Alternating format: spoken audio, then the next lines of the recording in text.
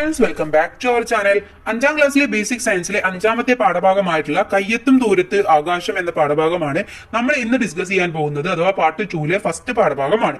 അപ്പൊ എന്തൊക്കെയാണ് ഈ പാഠത്തിൽ പഠിക്കാനുള്ളത്, എന്തൊക്കെയാണ് ഇതിലെ ആക്ടിവിറ്റീസ് എന്നൊക്കെ നമുക്ക് നോക്കാം. ഓക്കെ, അപ്പൊ ഇവിടെ ഒരു കുട്ടിയും മുത്തശ്ശനും തമ്മിലുള്ള ഒരു ചെറിയ ഒരു ഡയലോഗ് കൊടുത്തിട്ടുണ്ട്. എന്താ പറയുന്നത്? മുത്തശ്ശൻ പറയാണ് ആകാശം നിറയെ കഥകളാണ് എന്ന് പറയാണ്. ഓക്കെ, ഇവിടെ എന്തുകൊണ്ടാവും മുത്തശ്ശൻ ഇങ്ങനെ പറഞ്ഞത്? ഇത് ശരിയാണോ? എന്താണ് നിങ്ങളുടെ അഭിപ്രായം? ചർച്ച ചെയ്യൂ. അപ്പോ ആകാശം എന്ന് പറയുന്നത് ഒരുപാട് കഥകൾ പറയാനുണ്ടെന്നാണ് പഴമക്കാർ പറയാറുള്ളത്. അപ്പൊ ഒരുപാട് കാര്യങ്ങൾ ആകാശത്തെ കുറിച്ച് പറയാറുണ്ട്. ആ കഥകൾക്കും അപ്പുറമുള്ള കാര്യങ്ങളാണ് നമുക്ക് ഈ പാഠഭാഗത്തിൽ പഠിക്കാനുള്ളത്. കഥകൾക്കും അപ്പുറം പ്രാചീന കാലം മുതൽ തന്നെ ആകാശം മനുഷ്യർക്ക് അത്ഭുതമായിരുന്നു. ആകാശ കാഴ്ചയെ പറ്റി ആളുകൾ ധാരാളം കഥകൾ ഉണ്ടാക്കുകയും പ്രചരിപ്പിക്കുകയും ചെയ്തിരുന്നു. അഥവാ പ്രാചീന കാലം മുതൽക്ക് പണ്ട് കാലത്തെ പറഞ്ഞിരുന്നു ആകാശം എന്ന് പറയുന്നത് ഒരു അത്ഭുതമാണ്, അതിന്റെ പിന്നിൽ കുറെ കഥകളുണ്ട്, മരിച്ചവരാണ് നക്ഷത്രമായിട്ടുള്ളത് എന്നൊക്കെ പറയാറുണ്ട് അല്ലെ.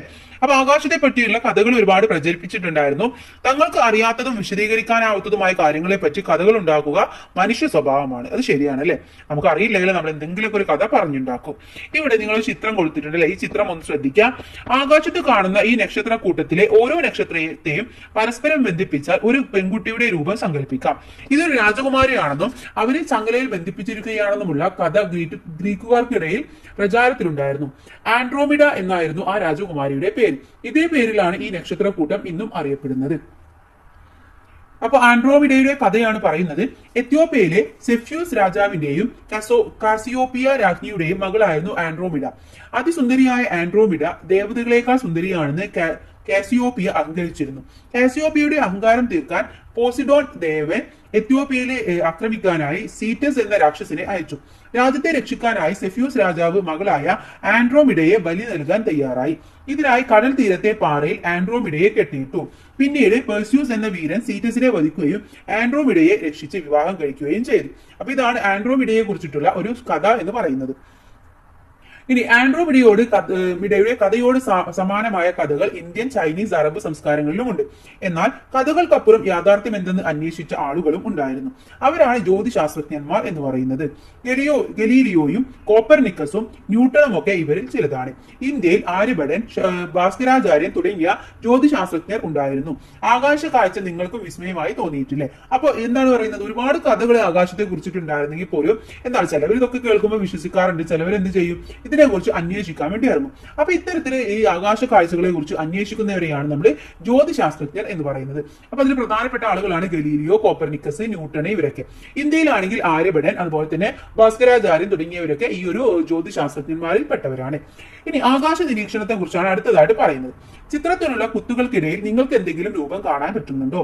കുത്തുകൾ യോജിപ്പിച്ച് ആ രൂപം വരച്ചു നോക്കൂ. എല്ലാവരും ഒരേ രൂപമാണോ കിട്ടിയത്? അപ്പൊ ഈ രൂപം നിങ്ങളൊന്ന് ജസ്റ്റ് വരച്ചു നോക്കുക. ഓക്കെ, ഇതുപോലെ ആകാശത്ത് അടുത്തടുത്ത് കാണുന്ന നക്ഷത്രങ്ങളെ ചേർത്ത് പല രൂപങ്ങൾ സങ്കല്പിക്കാമല്ലോ. അങ്ങനെയാണ് ആകാശത്തെ നക്ഷത്രങ്ങളെ പറ്റി പല കഥകൾ ഉണ്ടായത്. പണ്ട് നക്ഷത്രങ്ങളെ നിരീക്ഷിച്ചവർ അടുത്തടുത്തുള്ള നക്ഷത്രങ്ങളെ കൂട്ടിച്ചേർത്ത് ചില രൂപങ്ങൾ സങ്കല്പിച്ചതും അതത് പ്രദേശത്തെ ഐതിഹ്യങ്ങളിലെ കഥാപാത്രങ്ങളുടെ പേരുകൾ നൽകിയതും നക്ഷത്രങ്ങളെ വേഗത്തിൽ തിരിച്ചറിയാൻ വേണ്ടിയാണ്. നക്ഷത്രങ്ങളുടെ സ്ഥാനവും കാലാവസ്ഥയും തമ്മിലുള്ള ബന്ധം അവർ നിരീക്ഷിച്ചു മനസ്സിലാക്കി. വരൾച്ച, മഴ, നദികളിൽ വെള്ളപ്പൊക്കം ഉണ്ടാകുന്ന കാലം എന്നിവ നക്ഷത്രങ്ങളുടെ സ്ഥാനവുമായി ബന്ധിപ്പിച്ച് മനസ്സിലാക്കിയിരുന്ന കർഷകർ ഈ വിവരങ്ങൾ കൃഷിക്കായി ഉപയോഗപ്പെടുത്തി. കൂടാതെ സഞ്ചാരികൾക്ക് ദിക്ക് മനസ്സിലാക്കാനും നക്ഷത്രങ്ങളുടെ സ്ഥാനം സഹായിച്ചു. അപ്പൊ പണ്ട് എന്താണ്, നക്ഷത്രങ്ങൾ ഇങ്ങനെ കാണുമ്പോൾ അവരുടെ രാജ്യത്ത് എന്തെങ്കിലും ഐതിഹ്യം ഉണ്ടെങ്കിൽ അതുമായിട്ട് അവര് ബന്ധപ്പെടുത്തും അതിനെ. പിന്നീടാണ് അവർ ഓരോ സമയത്തും നിരീക്ഷിക്കാൻ തുടങ്ങിയപ്പോഴാണ് ചിലപ്പോൾ വരൾച്ച വരുന്ന സമയത്ത് ഒരു നക്ഷത്രം വരാറുണ്ട്, മഴ വരുമ്പോൾ വരാറുണ്ട്, വെള്ളപ്പൊക്കം ഉണ്ടാകുമ്പോൾ വരാറുണ്ട്. അപ്പൊ അവർ അതിനനുസരിച്ചിട്ട് അവർ എന്ത് ചെയ്തു? കാലാവസ്ഥ നിരീക്ഷണം നടത്തുകയാണ് ചെയ്തത്. കൂടാതെ സഞ്ചാരികൾക്കും കർഷകർക്കും ഒക്കെ ഇത് നല്ല ഉപകാരമാവുകയും ചെയ്തു. ഇനി എന്താണ് ആകാശം? എവിടെയാണ് ആകാശം തുടങ്ങുന്നത്? കൂട്ടുകാർ ചിന്തിച്ചിട്ടുണ്ട്, എവിടെയാണ് ആക്ച്വലി ആകാശം എന്ന് പറയുന്നത്? ഭൂമിയിൽ നിന്ന് നോക്കുമ്പോൾ എന്തെല്ലാമാണ് ആകാശത്ത് കാണുന്നത്? ഇവിടെ ഒരു കഴുകൻ പറയാണ്, ഞങ്ങൾ ആകാശത്തിലൂടെയാണ് സഞ്ചരിക്കുന്നത്, പക്ഷേ ഭൂമിയുടെ അന്തരീക്ഷത്തിനകത്താണ് എന്നാണ് പറയുന്നത്. അപ്പൊ മരങ്ങൾ വളർന്നു നിൽക്കുന്നതും പക്ഷികളും വിമാനങ്ങളും പറക്കുന്നതും മേഘങ്ങൾ ഒഴുകി നീങ്ങുന്നതുമെല്ലാം ഭൂമിയുടെ അന്തരീക്ഷത്തിലാണ്. ഇനി ചന്ദ്രനും സൂര്യനും നക്ഷത്രങ്ങളും ഒക്കെ ഉള്ളത് എവിടെയാണ്? ബഹിരാകാശത്താണ്. അപ്പോ ആകാശം എന്ന് പറയുന്നത് നമ്മൾ ഈ കാണുന്ന ആകാശം മാത്രമല്ല, കുറെ തലങ്ങളുണ്ട് ആകാശത്തിന് എന്ന് മനസ്സിലാക്കാം. ഭൂമിയുടെ അന്തരീക്ഷത്തിന് പുറത്തുള്ള വായുരഹിതമായ സ്ഥലമാണ് ബഹിരാകാശം എന്ന് പറയുന്നത്. ഭൂമിയിൽ നിന്ന് നോക്കുമ്പോൾ എല്ലാ ആകാശഗോളങ്ങളും ഒരേ പ്രതലത്തിലാണെന്ന് നമുക്ക് തോന്നും. യഥാർത്ഥത്തിൽ അങ്ങനെയാണോ? അല്ല അല്ലെ. കാരണം ഭൂമിയിൽ നിന്ന് നോക്കുമ്പോൾ എല്ലാതും കാണുന്നത് ഒരേ പ്രതലത്തിലാണ്, പക്ഷെ എല്ലാം ഒരേ പ്രതലത്തിലല്ല എന്ന് നമ്മൾ മനസ്സിലാക്കുക. ഇവിടെ നോക്കൂ, ആൽഫ സെന്റോറി എ 16 ലക്ഷം ഭൂമിയെ ഉൾക്കൊള്ളുന്ന വലിപ്പം ഭൂമിയിൽ നിന്ന് 40 ലക്ഷം കോടി കിലോമീറ്റർ അകലെയാണ് ഇത് സ്ഥിതി ചെയ്യുന്നത്. ഇനി അടുത്ത സൂര്യൻ നോക്കൂ, 13 ലക്ഷം ഭൂമിയെ ഉൾക്കൊള്ളാവുന്ന വലിപ്പമുണ്ട്. ഭൂമിയിൽ നിന്ന് 15 കോടി കിലോമീറ്റർ അകലെയാണ് ഇത് സ്ഥിതി ചെയ്യുന്നത്. ഭൂമി എന്ന് പറയുന്നത് 50 ചന്ദ്രനെ ഉൾക്കൊള്ളാവുന്ന വലിപ്പമാണ് ഉള്ളത്. ഇനി ചന്ദ്രൻ എന്ന് പറയുന്നതോ ഭൂമിയിൽ നിന്ന് 3.84 ലക്ഷം കിലോമീറ്റർ അകലെയുള്ളതാണ്. ഓരോന്നും ഓരോ ദൂരത്തിലാണുള്ളത്. എല്ലാം ഒരേ തലത്തിൽ ഒരേ പ്രതലത്തിലല്ല സ്ഥിതി ചെയ്യുന്നത് എന്ന് മനസ്സിലാക്കാം. അപ്പൊ ഇനി നമുക്ക് നക്ഷത്ര ഗണങ്ങളെ കുറിച്ചിട്ടാണ് പരിചയപ്പെടേണ്ടത്. വേട്ടക്കാരൻ ഡിസംബർ മാസത്തിൽ സന്ധ്യാസമയത്ത് കിഴക്കൻ ചക്രവാളത്തിൽ കാണാവുന്ന നക്ഷത്ര ഗണമാണിത്. ഇതിലെ നക്ഷത്രങ്ങളെ തമ്മിൽ യോജിപ്പിച്ചാൽ ഒരു വേട്ടക്കാരന്റെ രൂപം സങ്കല്പിക്കാനാവും. ഗ്രീക്കുകാർ അവരുടെ ഐതിഹ്യത്തിലെ വേട്ടക്കാരനായ ഓറിയോണിന്റെ പേരാണ് ഈ നക്ഷത്ര ഗണത്തിന് നൽകിയിരിക്കുന്നത്. അപ്പൊ ഇതെന്താണ്, നമ്മൾ പറഞ്ഞു എന്താ, ഓരോ സമയത്തുമാണ് ഓരോ നക്ഷത്രം ഉള്ളത്. എല്ലാ നക്ഷത്രങ്ങളും എപ്പോഴും നമുക്ക് കാണാൻ സാധിക്കില്ല. ഡിസംബർ മാസത്തിൽ സന്ധ്യാസമയത്ത് കാണുന്നതാണ് ഈ ഒരു നക്ഷത്രം എന്ന് പറയുന്നത്. ഇതിന്റെ പേര് വേട്ടക്കാരൻ എന്നുള്ളതാണ്. അടുത്തത് സ്പതർഷികൾ എന്നുള്ളതാണ്. ഓക്കെ, ദൂരദർശിനിയുടെ സഹായമില്ലാതെ ഏപ്രിൽ മാസത്തിൽ വടക്കൻ ചക്രവാളത്തിൽ വ്യക്തമായി നിരീക്ഷിക്കാൻ കഴിയുന്ന നക്ഷത്ര ഗണമാണിത്. 7 നക്ഷത്രങ്ങളെ വ്യക്തമായി കാണാവുന്നതിനാലാണ് ഈ കൂട്ടത്തിന് ഇന്ത്യയിൽ സപ്തർഷികൾ എന്ന പേര് വന്നത്. വലിയ തവിയുടെ രൂപം സങ്കല്പിച്ച് യൂറോപ്യൻ രാജ്യങ്ങളിൽ ബിഗ് ഡിപ്പർ എന്നും ഇതിന് പേര് നൽകിയിട്ടുണ്ട്. അർസ മേജർ എന്ന നക്ഷത്ര ഗണത്തിന്റെ ഭാഗമായാണ് ഇത് കാണപ്പെടുന്നത്. ഇതുപോലെ കൂടുതൽ നക്ഷത്ര ഗണങ്ങളുടെ വിവരങ്ങൾ കണ്ടെത്താൻ പറയുന്നുണ്ട്. അപ്പൊ കൂട്ടുകാരെ ജസ്റ്റ് ഗൂഗിളിൽ നോക്കുക, ഇതുപോലെ കൂടുതൽ നക്ഷത്രങ്ങളെ കുറിച്ച് നിങ്ങൾക്ക് മനസ്സിലാക്കാൻ വേണ്ടി സാധിക്കും. നമ്മൾ 2 ഇവിടെ പഠിച്ചിട്ട് അല്ലേ. സ്കൂളിൽ സംഘടിപ്പിച്ച നക്ഷത്ര നിരീക്ഷണ ക്യാമ്പിന്റെ ചിത്രമാണ് ഇവിടെ തന്നിട്ടുള്ളത്. അപ്പൊ കുട്ടികൾ എല്ലാവരും ഇരിക്കുന്നുണ്ട്. ഇവിടെ എന്താണ്, അധ്യാപകൻ ഉണ്ടല്ലേ, ഒരു ഗ്ലോബും ഒക്കെ എടുത്തായിട്ട് വെച്ചിട്ടുണ്ട്. നിങ്ങളും ഒരു നക്ഷത്ര നിരീക്ഷണ ക്യാമ്പിൽ പങ്കെടുത്ത് ആകാശത്തെ കുറിച്ച് കൂടുതൽ മനസ്സിലാക്കാൻ പറയുന്നുണ്ട്. ഇനി ആകാശം മേഘവൃതമായാലും ചുറ്റുപാട് നിന്നും അമിതമായ പ്രകാശം ഉണ്ടായാലും നക്ഷത്ര നിരീക്ഷണം പ്രയാസമാകും. നക്ഷത്ര നിരീക്ഷണത്തിന് എന്തെല്ലാം ഒരുക്കങ്ങൾ ആവശ്യമായിട്ടുണ്ടെന്ന് ചോദിച്ചിട്ടുണ്ട്. ഒന്ന്, ആകാശം തെളിഞ്ഞതായിരിക്കണം, എന്നാലേ നമുക്ക് നക്ഷത്ര നിരീക്ഷണം കറക്റ്റ് ആയിട്ട് സഫലമാകുകയുള്ളൂ. അപ്പൊ ആകാശം തെളിഞ്ഞതായിരിക്കണം. അതുപോലെ തന്നെ എന്താണ്, ബൈനോക്കുലർ അല്ലെങ്കിൽ ടെലസ്കോപ്പ് ഉപയോഗിക്കണം. രാത്രിയിലെ ആകാശത്തെ കുറിച്ച് മനസ്സിലാക്കിയിരിക്കണം. എങ്കിൽ മാത്രമേ നമുക്ക് നല്ല രീതിയിൽ നക്ഷത്ര നിരീക്ഷണം നടത്താൻ വേണ്ടി കഴിയുകയുള്ളൂ. ആകാശ നിരീക്ഷണത്തിന് സഹായിക്കുന്ന സോഫ്റ്റ്വെയറുകൾ ഉണ്ട്. വിദ്യാലയത്തിലെ കമ്പ്യൂട്ടറിലുള്ള K-Star, സ്റ്റെല്ലേറിയം എന്നിവ ഉപയോഗിച്ച് ആകാശ നിരീക്ഷണം നടത്താനും പറയുന്നുണ്ട്. അപ്പൊ അതൊക്കെ കൂട്ടുകാർ നോക്കുക. ഇനി എന്താണ് ബഹിരാകാശ നിലയം എന്ന് പറയുന്നുണ്ട്. ഭൂമിയിൽ നിന്നാണല്ലോ നാം ബഹിരാകാശത്തുള്ള നക്ഷത്രങ്ങളെ നിരീക്ഷിച്ചത്. ബഹിരാകാശത്ത് നിന്ന് തന്നെ നിരീക്ഷണങ്ങൾ നടത്താനും പരീക്ഷണങ്ങൾ ചെയ്യാനും സൗകര്യമൊരുക്കിയാലും അതിനായി ബഹിരാകാശത്ത് ഒരുക്കിയ പരീക്ഷണശാലയാണ് ബഹിരാകാശ നിലയം എന്ന് പറയുന്നത്. ഇനി എന്തിനാണ് ബഹിരാകാശ നിലയങ്ങൾ, സ്പേസ് സ്റ്റേഷൻസ് എന്തിനാണ്? ഈ ഒരു ചിത്രം നോക്കൂ. പരീക്ഷണങ്ങൾക്കും മറ്റുമായി ബഹിരാകാശ നിലയത്തിൽ എത്തുന്നവർക്ക് എന്തെല്ലാം പ്രശ്നങ്ങൾ നേരിടേണ്ടി വരും? ഒരുപാട് പ്രശ്നങ്ങൾ ഉണ്ടാവും അല്ലെ. കാരണം എന്താണ്, നമ്മളിവിടുത്തെ പോലെയല്ല. അപ്പോൾ ഒരുപാട് പ്രശ്നങ്ങൾ അവർ നേരിടും. കാരണം അവിടെ വായുവില്ല, അതുപോലെ തന്നെ ഉറങ്ങാനോ നടക്കാനോ കഴിയില്ല, കുടിക്കാനോ കഴിക്കാനോ കഴിയില്ല, ഗുരുത്വാകർഷണം ഉണ്ടാവില്ല. നമ്മളിങ്ങനെ പൊങ്ങി ആയിരിക്കും ഇരിക്കുന്നത്. അപ്പോൾ അവിടെ എഴുതി കൊടുക്കേണ്ടത് ഉറങ്ങാനോ നടക്കാനോ കഴിയില്ല, കുടിക്കാനോ കഴിക്കാനോ കഴിയില്ല, ഗുരുത്വാകർഷണം ഉണ്ടാകില്ല. ഇത് മൂന്നും നിങ്ങൾ അവിടെ എഴുതി കൊടുക്കുക. ഇത്തരം പ്രശ്നങ്ങൾ മറികടക്കാൻ എന്തൊക്കെ സംവിധാനങ്ങളാവും വേണ്ടി വരിക? എന്തൊക്കെയായിരിക്കും വേണ്ടി വരിക? നമ്മള് അത്തരത്തിലുള്ള, ഇപ്പൊ കുടിക്കാനോ കഴിക്കാനോ അടുത്ത് കഴിയില്ല, അപ്പൊ നമ്മൾ അത്രയും ഓക്സിജനും കാര്യങ്ങളൊക്കെ നമ്മുടെ കയ്യിൽ ഉണ്ടായിരിക്കണം, അല്ലെങ്കിൽ നമ്മൾ അത്രയും എനർജി നമുക്ക് ഉണ്ടായിരിക്കണം. അപ്പൊ അത്തരത്തിലുള്ള കാര്യങ്ങളൊക്കെ നമ്മൾ ചെയ്യണം. അപ്പൊ ഇത്തരത്തിലുള്ള ക്വസ്റ്റ്യനും അതിന്റെ ആൻസേഴ്സ് ഒക്കെ നമ്മൾ ഇമ്പോർട്ടന്റ് ആയിട്ടുള്ള നോട്ട്സിൽ അപ്ലോഡ് ചെയ്യും. അപ്പൊ ആവശ്യമായിട്ടുള്ള കൂട്ടുകാരെ അത് പോയിട്ട് കാണാം. ഓക്കെ, ഇനി ബഹിരാകാശവുമായി ബന്ധപ്പെട്ട അന്വേഷണങ്ങൾ ഇന്ന് വലിയ തോതിൽ പുരോഗമിക്കുകയാണ്. ഈ അന്വേഷണങ്ങൾക്കും പരീക്ഷണങ്ങൾക്കും എല്ലാം തുടക്കമിട്ടത് ആകാശ നിരീക്ഷണമാണ്. ഇനി ചന്ദ്രനെ കുറിച്ചിട്ടാണ് അടുത്തതായിട്ട് പറയുന്നത്. രാത്രി കാലങ്ങളിൽ ആകാശത്ത് ഏറ്റവും കൂടുതൽ തെളിഞ്ഞും വലുതായും കാണുന്നത് ചന്ദ്രനെയാണല്ലോ. എന്താകാം കാരണം എന്നാണ് ചോദിച്ചിട്ടുള്ളത്. എന്തുകൊണ്ടാണ്? ഭൂമിയുടെ ഏറ്റവും അടുത്തുള്ള ആകാശഗോളമാണ് ചന്ദ്രന്. അതുപോലെ തന്നെ ചന്ദ്രന് നക്ഷത്രങ്ങളെക്കാൾ വലിപ്പമുണ്ടോ എന്നുള്ളതും ചോദിച്ചിട്ടുണ്ട്. ചന്ദ്രന് സ്വയം പ്രകാശിക്കാൻ കഴിയുമോ? ഭൂമി എന്ന ഗ്രഹത്തെ ചന്ദ്രന് ചുറ്റിയാണ് നിൽക്കുന്നത്. ഗ്രഹങ്ങളെ ചുറ്റുന്നവയാണ് ഉപഗ്രഹങ്ങള്. ചന്ദ്രൻ ഭൂമിയുടെ ഉപഗ്രഹമാണ്. സൂര്യപ്രകാശം ചന്ദ്രനെ തട്ടി പ്രതിഫലിക്കുന്നതാണ് ചന്ദ്രന്റെ പ്രകാശമായി നാം കാണുന്നത്. അല്ലാതെ ചന്ദ്രനെ സ്വയം പ്രകാശിക്കാനുള്ള കഴിവില്ല. ഇനി ചന്ദ്രന്റെ മറ്റു പ്രത്യേകതകൾ എന്തെല്ലാമാണെന്ന് എഴുതാൻ പറയുന്നുണ്ട്. എന്തൊക്കെയാണ്? ഒന്ന്, ഗോളാകൃതിയിലാണ്. മറ്റൊന്ന്, തിളങ്ങുന്നതാണ്. ഇതൊക്കെയാണ് പ്രത്യേകത എന്ന് പറയുന്നത്. ഓക്കെ, അപ്പോൾ തിളങ്ങുന്നതാണ് എന്ന് നമ്മൾ മനസ്സിലാക്കുക. ഇനി പ്രകാശിക്കുന്ന ഏതെല്ലാം വസ്തുക്കൾ ആകാശത്ത്? ഭൂമിയോട് ഏറ്റവും അധികം സ്ഥിതി ചെയ്യുന്ന നക്ഷത്രമാണ് സൂര്യൻ എന്ന് പറയുന്നത്. സൂര്യനെ പോലെ കോടിക്കണക്കിന് നക്ഷത്രങ്ങൾ പ്രപഞ്ചത്തിലുണ്ട്. പല നക്ഷത്രങ്ങൾക്കും അവയെ ചുറ്റുന്ന ഗ്രഹങ്ങളും ഉപഗ്രഹങ്ങളുമുണ്ട്. നക്ഷത്രങ്ങളെയും മറ്റു ആകാശഗോളങ്ങളെയും എങ്ങനെ നമുക്ക് തിരിച്ചറിയാൻ കഴിയുമെന്നാണ് അടുത്തതായിട്ട് നമ്മൾ നോക്കുന്നത്. അഥവാ സ്വയം പ്രകാശിക്കുന്ന ആകാശഗോളങ്ങളാണ് നക്ഷത്രങ്ങൾ എന്ന് പറയുന്നത്. എന്നാൽ ഗ്രഹങ്ങളും ഉപഗ്രഹങ്ങളും സ്വയം പ്രകാശിക്കുന്നില്ല. അവയിൽ പതിക്കുന്ന പ്രകാശം പ്രതിഫലിക്കുന്നത് കൊണ്ടാണ് അവ പ്രകാശിക്കുന്നതായി നമുക്ക് തോന്നുന്നത്. ആകാശം നിരീക്ഷിക്കുമ്പോൾ നക്ഷത്രങ്ങൾ മിന്നുന്നതായും ഗ്രഹങ്ങൾ മിന്നാതെ പ്രകാശിക്കുന്നതായിട്ടും നമുക്ക് തോന്നാം. ഇനി അടുത്തത് സൗരയൂഥത്തെ കുറിച്ചിട്ടാണ് നോക്കുന്നത്. ഇവിടെ ചിത്രം നോക്കൂ. സൂര്യനുണ്ട് അല്ലെ, സൂര്യന്റെ ചുറ്റുവരാണ് ബുധനുണ്ട്, ശുക്രനുണ്ട്, ഭൂമി, ചൊവ്വ, വ്യാഴം, ശനി, യുറാനസ്, നെപ്റ്റ്യൂൺ. ഇതൊക്കെ ഉള്ളതാണ് നമ്മുടെ സൗരയൂഥം എന്ന് പറയുന്നത്. ഇനി ചന്ദ്രൻ ഭൂമിയെ ചുറ്റുന്നത് പോലെ ഭൂമിയും സൗരയൂഥത്തിലെ മറ്റു ഗോളങ്ങളും സൂര്യനെ ചുറ്റുന്നുണ്ട്. ആകാശഗോളങ്ങളുടെ ഈ സഞ്ചാരപാതയാണ് പരിക്രമണപഥം അഥവാ ഓർബിറ്റ് എന്ന് പറയുന്നത്. സൂര്യനും സൂര്യനെ ചുറ്റുന്ന ഗ്രഹങ്ങളും ഉപഗ്രഹങ്ങളും മറ്റനേകം വസ്തുക്കളും ചേർന്നതാണ് സൗരയൂഥം അഥവാ സോളാർ സിസ്റ്റം എന്ന് പറയുന്നത്. ഇനി സൗരയൂഥത്തിൽ എത്ര ഗ്രഹങ്ങൾ ഉണ്ടെന്ന് ചോദിച്ചിട്ടുണ്ട്. സൗരയൂഥത്തിലെ ഗ്രഹങ്ങൾ ഏതെല്ലാം എന്ന് എഴുതാനും പറയുന്നുണ്ട്. അപ്പൊ ഇവിടെ കൊടുത്തിട്ടുള്ളതൊക്കെയാണ് സൗരയൂഥത്തിലെ ഗ്രഹങ്ങൾ എന്ന് പറയുന്നത്. ആ പേരുകൾ നിങ്ങളൊന്ന് എഴുതി വെച്ചാൽ മതി. ഇനി ഭൂമിയുടെ പരിക്രമണ പഥത്തിന്റെ സ്ഥാനം ഏതെല്ലാം ഗ്രഹങ്ങളുടെ പരിക്രമണ പഥങ്ങൾക്കിടയിലാണ് എന്ന് ചോദിച്ചിട്ടുണ്ട്. ഏതാണ് ചിത്രത്തിലതുപോലെ സൂര്യന്, ഭൂമി, ചന്ദ്രൻ എന്നിവയുടെ ഒരു മാതൃക ഉണ്ടാക്കാൻ പറയുന്നുണ്ട്. അപ്പൊ ഇത് ക്ലാസ്സിൽ നിങ്ങൾ ഉണ്ടാക്കുക. എന്നിട്ട് അത് എങ്ങനെയാണ് സംഭവം, ഓർബിറ്റിലൂടെ എങ്ങനെയാണ് അത് കറങ്ങുന്നത് എന്ന് ടീച്ചറുടെ സഹായത്തോടു കൂടി മനസ്സിലാക്കുക. കൃത്രിമോപഗ്രഹങ്ങളെ കുറിച്ചിട്ടാണ് നോക്കാനുള്ളത്. ഇവിടെ ഒരു കളി പറയുന്നുണ്ട്. കണ്ണു കെട്ടിയ ഒരാൾ ക്ലാസ് മുറിയിൽ മുൻകൂട്ടി നിശ്ചയിച്ച ഒരു പ്രത്യേക സ്ഥാനത്ത് എത്തിച്ചേരുന്നതാണ് കളി. ആദ്യം ആരുടെയും സഹായമില്ലാതെ ലക്ഷ്യത്തിൽ എത്താൻ ശ്രമിക്കണം. അടുത്ത ഘട്ടത്തിൽ ഒരു സഹായിയുടെ നിർദ്ദേശങ്ങൾ സ്വീകരിക്കാം. ഈ എളുപ്പത്തിൽ ലക്ഷ്യത്തിലെത്താൻ കഴിഞ്ഞത് എപ്പോഴാണെന്ന് ചോദിക്കുന്നുണ്ട്. ഇപ്പോഴാണ് ഒരു സഹായിയുടെ സഹായത്തോടെയാണ് അല്ലെ. ഇനി അറിയാത്ത വഴിയിൽ യാത്ര ചെയ്യുമ്പോൾ ലക്ഷ്യസ്ഥാനത്തെത്താൻ വാഹനത്തിന്റെ ഡ്രൈവർ സ്വീകരിക്കുന്ന മാർഗം എന്താണ്? നമ്മൾ മാപ്പ് ഇടാറുണ്ട് അല്ലെ, ഗൂഗിൾ മാപ്പ് ഇട്ടിട്ടാണ് പോകാറുള്ളത്.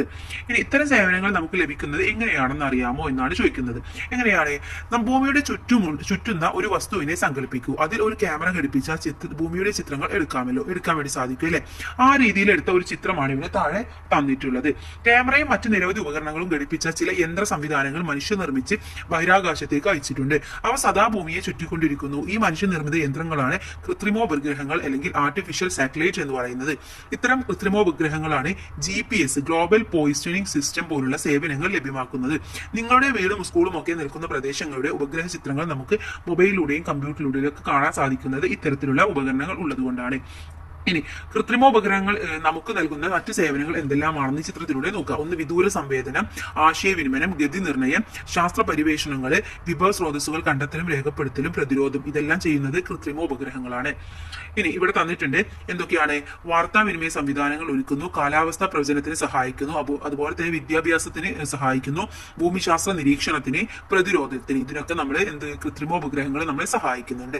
അപ്പൊ അവിടെ എഴുതേണ്ടത് വിദ്യാഭ്യാസത്തിന്, ഭൂമിശാസ്ത്ര നിരീക്ഷണത്തിന്, പ്രതിരോധത്തിന് എന്ന് എഴുതി കൊടുക്കാം. ഇനി ഇന്ത്യയുടെ കൃത്രിമോപഗ്രഹങ്ങളെ കുറിച്ചിട്ടാണ് അടുത്തതായിട്ട് നമുക്ക് പറയാനുള്ളത്. ഒന്ന് ഇൻസാറ്റ് ആണ്, അതിന്റെ ഉപയോഗം വാർത്താവിനിമയമാണ്. എജുസാറ്റ് വിദ്യാഭ്യാസത്തിന് വേണ്ടിയാണ്. IRNSS ഗതി നിർണയത്തിനാണ്. കാർട്ടോസാറ്റ് ഭൗമ നിരീക്ഷണത്തിനാണ്. ആസ്ട്രോസാറ്റ് ജ്യോതിശാസ്ത്ര പഠനത്തിനാണ്. ജിസാറ്റ് 7 എമിസാറ്റ് ഇത് രണ്ടും പ്രതിരോധത്തിന് വേണ്ടിയാണ് നമ്മൾ ഉപയോഗിക്കുന്നത്. ഇതൊക്കെ എന്താണ്? ഇന്ത്യയുടെ കൃത്രിമോപഗ്രഹങ്ങളാണ്. ഇനി നാം വികസിപ്പിച്ച ഒരു സ്വതന്ത്ര പ്രാദേശിക ഗതി നിർണയ ഉപഗ്രഹ സംവിധാനമാണ് Indian regional navigation satellite system എന്ന് പറയുന്നത്, അഥവാ IRNSS. GPS-ന് സമാനമായ ഇന്ത്യൻ സംവിധാനമാണ് ഇത്. ഇനി റോക്കറ്റുകളെ കുറിച്ചാണ് അടുത്തതായിട്ട് നമ്മൾ പഠിക്കാൻ പോകുന്നത്. ഇവിടെ ഉപഗ്രഹ വിക്ഷേപണം മെയ് 29 എന്ന് പറഞ്ഞുകൊണ്ട് ഒരു ന്യൂസ് തന്നിട്ടുണ്ട്. ബാംഗ്ലൂര് തദ്ദേശീയമായി വികസിപ്പിച്ച ഗതി നിർണയ ഉപഗ്രഹത്തിന്റെ വിക്ഷേപണം മെയ് 29 നടക്കും. GSLV S-12 റോക്കറ്റ് ഉപയോഗിച്ചാണ് ഉപഗ്രഹത്തെ ഭ്രമണപഥത്തിൽ എത്തിക്കുന്നത്. 18 മിനിറ്റ് കൊണ്ട് റോക്കറ്റ് ഉപഗ്രഹത്തെ അതിന്റെ ഭ്രമണപഥത്തിൽ എത്തിക്കുമെന്നാണ് പറയുന്നത്. ഇവിടെ ഉപഗ്രഹങ്ങളെയും ബഹിരാകാശ പേടകങ്ങളെയും ബഹിരാകാശത്ത് എത്തിക്കാൻ ഉപയോഗിക്കുന്ന വാഹനങ്ങളാണ് റോക്കറ്റുകൾ എന്ന് പറയുന്നത്. നമ്മുടെ രാജ്യത്തിന്റെ ബഹിരാകാശ പദ്ധതികൾ ആസൂത്രണം ചെയ്ത് നടപ്പിലാക്കുന്ന ബഹിരാകാശ സ്ഥാപനമാണ് ഇന്ത്യൻ ബഹിരാകാശ ഗവേഷണ സംഘടന അഥവാ Indian space research organisation ISRO എന്ന് നമ്മൾ പറയും. മറ്റു രാജ്യങ്ങളുടെ ബഹിരാകാശ ഗവേഷണ സ്ഥാപനങ്ങളുടെ പേര് നിങ്ങളുടെ അടുത്ത് എഴുതാൻ പറയുന്നുണ്ട്. അപ്പോൾ ജസ്റ്റ് നോക്കുക, അല്ലെങ്കിൽ നമ്മൾ ഇമ്പോർട്ടന്റ് ആയിട്ടുള്ള നോട്ട്സിൽ നിങ്ങൾക്ക് തരും. ഇനി ചിത്രത്തിൽ കാണുന്നത് പോലെ പേപ്പർ ഉപയോഗിച്ച് റോക്കറ്റിന്റെ മാതൃക ഉണ്ടാക്കാൻ നിങ്ങളെടുത്ത് പറയുന്നുണ്ട്. ഇനി നമ്മുടെ റോക്കറ്റ് വിക്ഷേപണ കേന്ദ്രങ്ങളെ കുറിച്ചാണ് പറയുന്നത്. ഒന്ന് ഏതൊക്കെയാണ്? തുമ്പ റോക്കറ്റ് വിക്ഷേപണ കേന്ദ്രമാണ്. കേരളത്തിലെ തിരുവനന്തപുരം ജില്ലയിൽ സ്ഥിതി ചെയ്യുന്നു. ഇന്ത്യയിലെ ആദ്യത്തെ റോക്കറ്റ് വിക്ഷേപണ കേന്ദ്രമാണ്. 1963 നവംബർ 21 ഇത് സ്ഥാപിതമായത്. പിന്നെ എന്തൊക്കെയാണ്? ISROയുടെ കീഴിലാണ് ഇത് പ്രവർത്തിക്കുന്നത്. സൗണ്ടിംഗ് റോക്കറ്റുകൾ വിക്ഷേപിക്കാൻ ഇത് ഉപയോഗിക്കുന്നു. ഉയർന്ന അന്തരീക്ഷത്തെ കുറിച്ചുള്ള പഠനം നടത്തുന്നതും ഇതാണ്. ഓക്കെ, അപ്പൊ നമ്മൾ പറയാം ISROയുടെ കീഴിൽ പ്രവർത്തിക്കുന്നു എന്നെഴുതാം. അതുപോലെ തന്നെ സൗണ്ടിംഗ് റോക്കറ്റുകൾ നിക്ഷേപിക്കുന്നു എന്നെഴുതാം.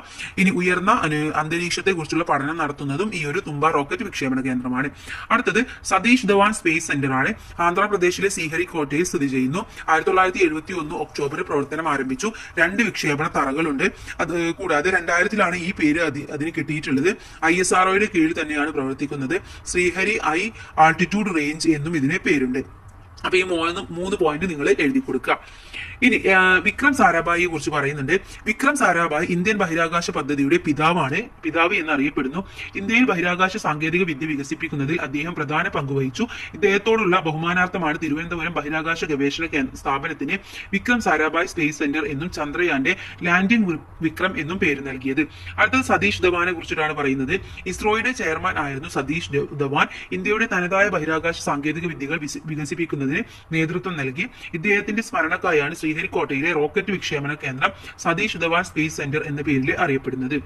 ഇനി ചാന്ദ്രയാത്രകളെ കുറിച്ചാണ് അടുത്തതായിട്ട് നമ്മൾ നോക്കാൻ പോകുന്നത്. ഭൂമിയോട് ഏറ്റവും അടുത്തുള്ള ആകാശഗോളമായ ചന്ദ്രനിൽ എത്താൻ മനുഷ്യന് എന്നും ആഗ്രഹമുണ്ടായിരുന്നു. 1969 ജൂലൈ 21 ഈ സ്വപ്നം സഫലമായത്.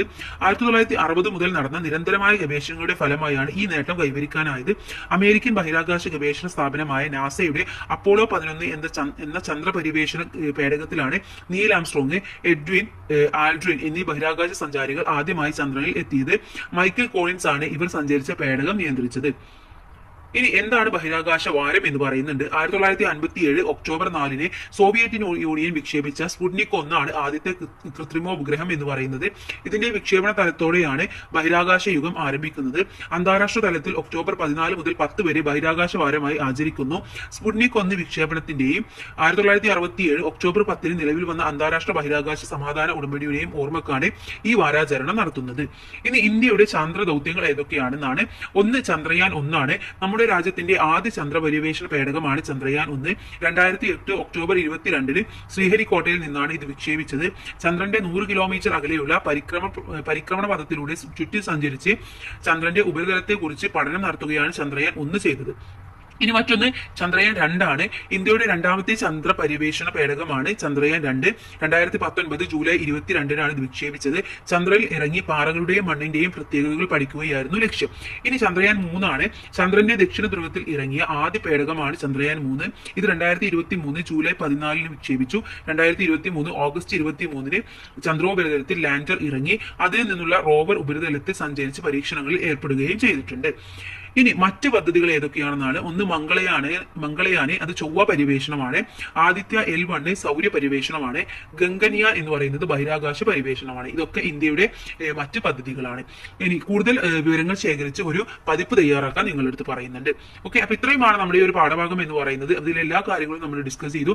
മെയിൻ ആയിട്ടുള്ള ആക്ടിവിറ്റീസ് നമ്മൾ ചെയ്തു. ബാക്കിയൊക്കെ നമ്മൾ ഇമ്പോർട്ടന്റ് നോട്ട്സിലും ഡിസ്കസ് ചെയ്യാം. അതുപോലെ തന്നെ വിലയിരുത്താം എന്ന പ്രവർത്തനവും ഇമ്പോർട്ടന്റ് നോട്ട്സിലൂടെ നമുക്ക് നോക്കാം. ഓക്കെ, അപ്പൊ എല്ലാ കൂട്ടുകാർക്കും താങ്ക്സ് ഫോർ വാച്ചിങ്.